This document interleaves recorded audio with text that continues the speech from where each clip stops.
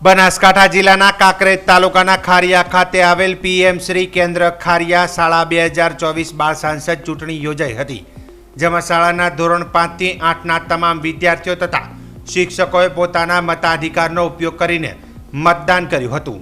ચૂંટણીમાં સમગ્ર ચૂંટણી પ્રક્રિયા બેલેટ પેપરથી કરવામાં આવી હતી તથા presiding officer, polling officer, polling staff, સુરક્ષા કર્મચારીના રોલ બાળકોએ જાતે જ નિભાવ્યા હતા, જેમાં 14 ઉમેદવારોમાંથી 7 બહેનો અને 7 ભાઈઓએ ઉમેદવારી નોંધાવી હતી, જેમાં 126માંથી 117 પુરુષ મતદાન કર્યું, જ્યારે 113માંથી 96 સ્ત્રીઓએ મતદાન કર્યું હતું। કુલ 213 વોટ મતદાન મત કુટીરમાં પડ્યા હતા। ત્યારબાદ મતગણતરીની પ્રક્રિયા હાથ ધરવામાં આવી હતી। લોકસભા બાળ સાંસદ ચૂંટણીમાં સૌથી વધુ વોટ મેળવનાર રણધીરસિંહ વિષ્ણુભા વાઘેલા 48 વોટ મેળવી સમગ્ર શાળાના મહામંત્રી બન્યા હતા તથા વાઘેલા શીતલબા ભલ્લુભા 32 વોટ મેળવી ઉપમહામંત્રી બન્યા હતા। બાળ સાંસદ ચૂંટણીમાં વિજેતા ઉમેદવારોને શાળાના આચાર્ય પ્રહલાદભાઈ પ્રજાપતિ દ્વારા ટ્રોફી આપીને સન્માનિત કરવામાં આવ્યા હતા। આજ રોજ તારીખ 13/7/2024ના રોજ ખારિયા પે કેન્દ્ર શાળાની અંદર બાળ સંસદ ચૂંટણી 2024નું આયોજન કરે, જેમાં વિદ્યાર્થીઓએ ઉત્સાહપૂર્વક લગભગ 14 જેટલા ઉમેદવારોએ ભાગ લીધો। 14 ઉમેદવારોએ શરૂઆતથી સરસ પ્રચાર કરી પોતાના તરફથી વાતાવરણ ઊભું કરવાનો પ્રયત્ન કર્યો। ઉમેદવારી ફોર્મ ભરવામાં આવ્યું, ત્યાર પછી તેની ચકાસણી કરવામાં આવી, ત્યાર પછી દરેકને ચૂંટણી ચિહ્ન ફાળવવામાં આવ્યા, ત્યારબાદ પ્રચાર પણ પ્રાર્થના સભામાં કરવામાં આવ્યો।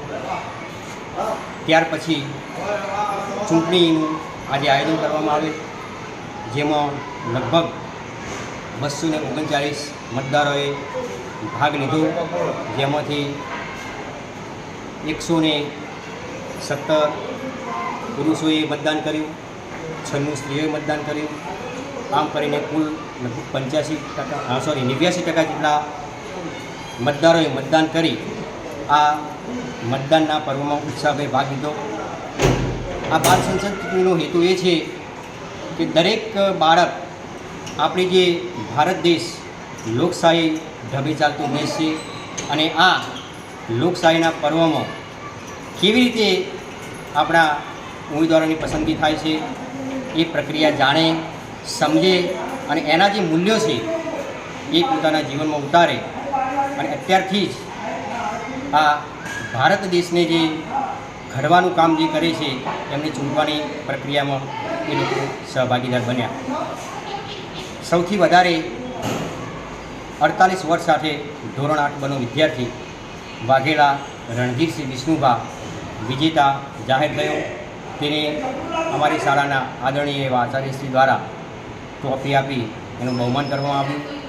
હવે પછી દરેક આ જે ઉમેદવારો ઊભા હતા એમના દરેકની ખાતાની વહેંચણી કરવામાં આવશે, જે આગામી સમયમાં એક મિટિંગ ગોઠવવામાં આવશે।